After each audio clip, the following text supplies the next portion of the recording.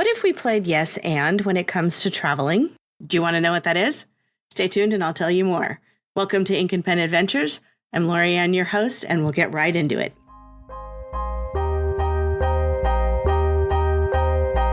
Welcome to the Ink and Pen Adventure Podcast with your host, Lorianne. Are you ready for your next adventure? I was just recording a different episode, and I said the words, what if you had a travel partner that said yes and? This goes back to my improv, my theater training days. I really was never much into improv, but yes and is a brilliant exercise, and it is something I do use with my actors and my students on a regular basis, and have discovered that it actually comes around a lot in business as well. Instead of naysaying something, instead of but or however, you say yes, and what if we did this? And you can totally change direction on that. But you're not negating the person's idea that just came before you. You're adding to it, right? What if we launched this program in June? Yes. And in the lead up to that, what if we did this? And then on the tail end of that, what if we did this, right? So you're just trying to move the process forward. I'm sure we've all traveled with difficult travelers. Maybe they're difficult people in life as well. Maybe they're just difficult travelers. They could be inexperienced. They're not really familiar with traveling because they haven't done it a lot. Maybe you have traveled a lot more than they have. So the airport doesn't freak you out, or the public transportation doesn't freak you out. You're used to it. Maybe they've never left their hometown, and now they're going on a trip, and maybe it is a big trip, and that could be a town 2 hours away if they really aren't one to leave their hometown. Everybody has their quirks, I guess, maybe is the word, has their way of things. We've all met those people where I don't want to. Hey, do you want to go grab a meal in Honolulu? I don't like Honolulu. I don't like going into the city. Okay, well, then where do you want to eat? Well, I don't care. Do you see where an impasse could come from that? Frustrating. It can be infuriating at times because sometimes it feels like you don't get to do anything or get anything done because no one can decide, or the one person keeps negating every opportunity that arises, right? So you want to go here and check this out? No, not really. So there's a couple of things we have discovered to do in situations like that. First of all, we try to lay the boundaries early and often. One of those is that, I am in my not young years. I'm in my middle age, I guess you'd call it. And I know myself fairly well when it comes to travel. I know what I will do and I won't do to make a trip happen. One of those is I am not a huge fan of sharing rooms with people that are not my husband. Okay. This includes my stepkids, my granddaughter, and my mother-in-law, and also some of my very dear friends. This is nothing against them at all. I am a grown person. I'm not sharing a bed with a relative stranger just because I'm working on a conference. Okay. And I really would rather not share a room with that stranger either. I am also willing to help pay for that in order to accommodate myself. So I make a compromise on my end is like, look, if you're going to insist that I share a room with somebody, if I pay their part of it, can I have my own room? Sometimes I can't do that. Sometimes I can. I snore. I would have you raise your hand if we were in a video call. Tell me how many of you snore, think you snore, or know you snore. And therefore, I don't really want to share a room with anyone because I am going to disrupt their sleep. My own sleep gets disrupted enough by it. I don't want to do that to somebody else because then it makes their next day a little less exciting. They're a little less eager to do things because they're tired. They were woken up a lot or whatever it might be. No, I'm probably not going to stop snoring anytime soon unless dramatic changes in something happen, and it's not going to be quick. And we are working on it, just in case you're concerned. And thank you. But it's not something that's going to change fast. So I'm very clear about that. I used to be a registrar for a planner conference, and she required us to share rooms. The first year, I offered to pay for half of the room myself because I was not comfortable with that.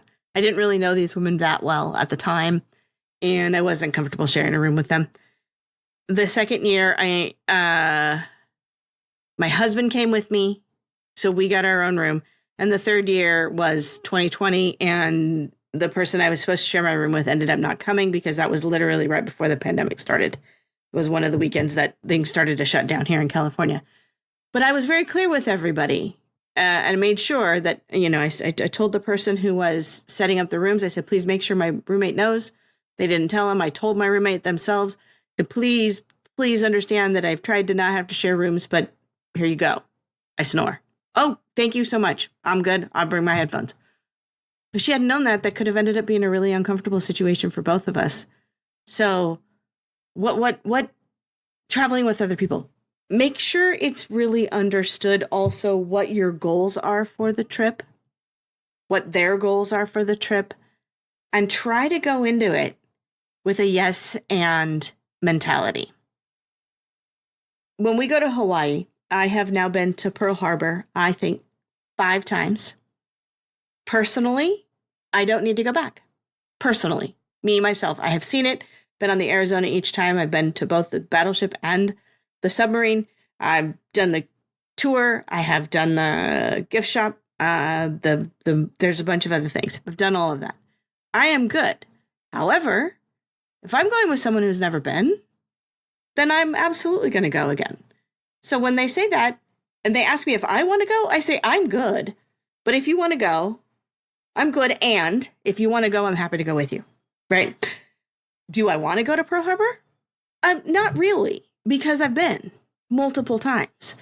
And it's a really important monument. And I do think people need to visit it.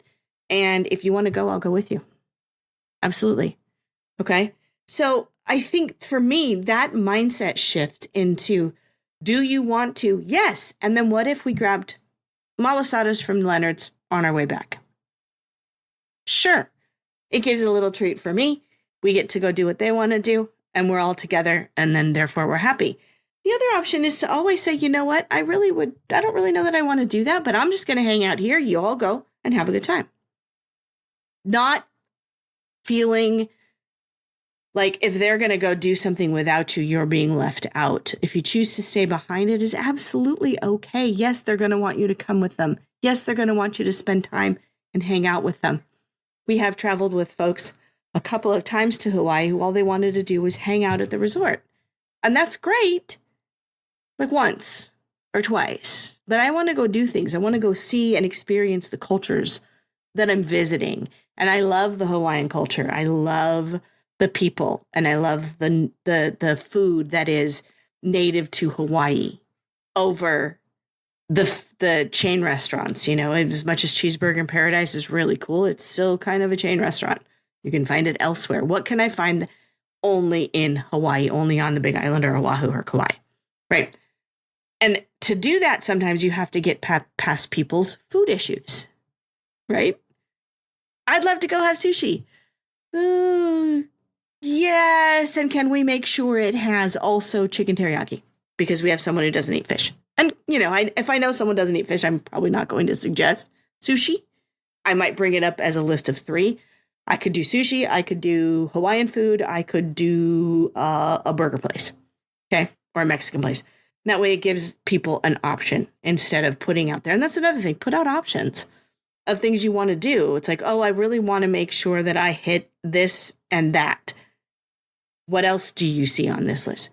It's a collaborative affair. I think that's the thing I'm probably trying to get to. All of these words later. It's a collaborative affair. If you're lucky to travel regularly with someone you travel really well with, and I am, we are just in sync when we travel. We can tell what each other's feeling. We've been together for 23 years. We travel well together. I know what he likes. He knows what I like.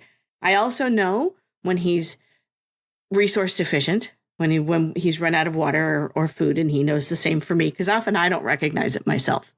So getting into sync with your travel partners. So play the yes and game and try to be and work to be collaborative in your travel plans. Now, this may seem like common sense. I realize that. But it also, for some folks, is that they are set in their ways and they want to do it the way they want to do it. And there's really nothing, they're allowed to do that. And we can let them do that. We also don't have to let that diminish our enjoyment of a trip. I think we've all probably been on those trips where something or someone has decided on an action that kind of ruins it for everybody, right? And you kind of can't get past that sometimes. Try really hard. There's a certain location that I'm not really a fan of going back to because of a situation like that. Didn't happen to me personally, but I had to witness it. I had to listen to it. I had to be party to it in ways that I'm not happy about. And I have a real block towards that location. It has nothing to do with that location. It has to do with the person that caused this rift. That's on me. Someone wants to go to that location, I'm going to reconsider it, of course, because I need a better memory. And that's another thing to do when you're looking at where to go and who to travel with. If you've had a tough time traveling with someone in the past, it might be time to be brave and set down some boundaries.